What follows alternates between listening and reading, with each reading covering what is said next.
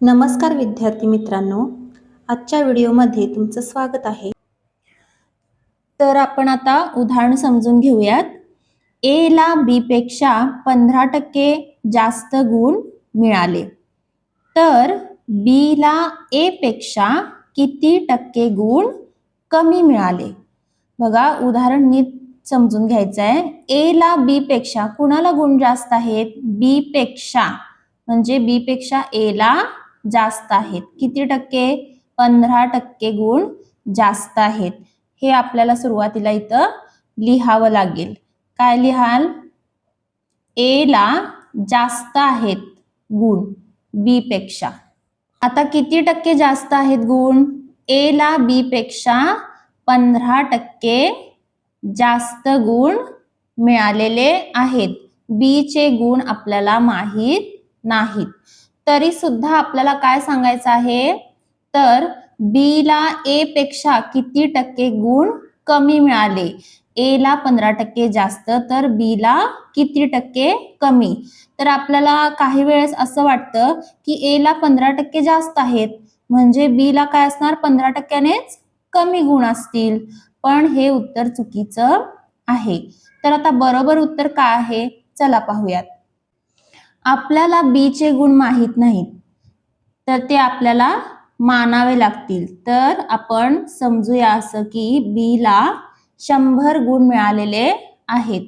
मग आता ए ला बी पेक्षा 15% गुण जास्त आहेत, म्हणजे मग किती गुण होतील? 100चा 15% किती येईल पहा? 15 होईल. म्हणजेच काय? 100 आणि त्यात 100चा 15% आपण यात मिळवणार. असे मिळून किती झाले एकूण गुण? 115. म्हणजेच जर बी ला 100 गुण मिळाले असतील, तर ए ला त्याच्यापेक्षा 15% जास्त, म्हणजेच 115 गुण मिळाले असतील. आता आपल्याला काय शोधायचं आहे की बी ला किती कमी मिळालेले आहेत गुण. ठीक आहे, आपण हे इकडे लिहूया. बी ला किती टक्के गुण कमी मिळाले? मग मला सांगा, ए ला 115 आहेत आणि बी ला आहेत 100, तर ए पेक्षा बी ला किती गुण कमी आहेत?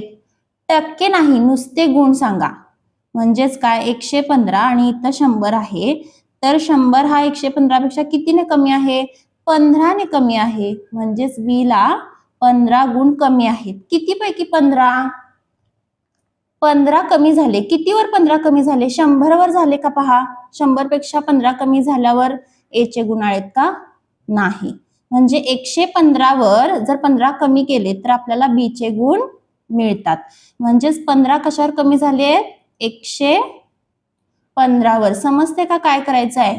किती कमी असतील तर किती कमी झालेले आहेत बी चे? 15 ने कमी आहेत, ते लिहायचं. आणि कितीवर 15 कमी झाले? 115तून 15 कमी केल्यानंतर बी चे आलेले आहेत.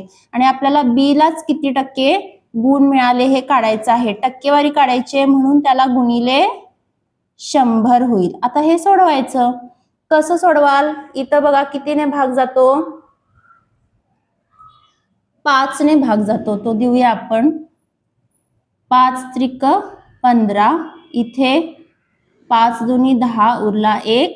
5 त्रिक 15. आता काय राहिले पहा? 3 गुणिले 300. 3 गुणिले 100 बरोबर किती होईल? 300. आणि छेदामध्ये काय आहे? 23. म्हणजे 23 ने याला भाग द्यायचा आहे. तुम्हाला 23 चा पाडा येत असेल तर तुम्ही इथे सुद्धा भागाकार करू शकता, किंवा तुम्हाला असा भागाकार डायरेक्ट येत नसेल तर साईडला करूयात आपण. 300 ला भागिले 23. कितीचा भाग लागेल? 23 एके 23. किती राहिले पहा? 7 राहिले. हा 0 घ्या, 70 झाले. कितीचा भाग लागेल आता? 23 त्रिक 69. किती आली बाकी? 1. समजलं का? हातचा घेतलेला, इथं 0 येईल. बाकी आपली 1 राहिलेली आहे. आता 1 ला परत 23 ने भाग देता येणार नाही. तुम्ही पूर्णांकयुक्त अपूर्णांकात उत्तर लिहू शकता. काय आलं उत्तर? 13.1 छेद 23%. म्हणजेच काय, बी ला किती टक्के कमी गुण मिळाले ए पेक्षा? 13.123% गुण टक्केवारीमध्ये कमी झालेले आहेत. तर हे त्याचं योग्य उत्तर आहे.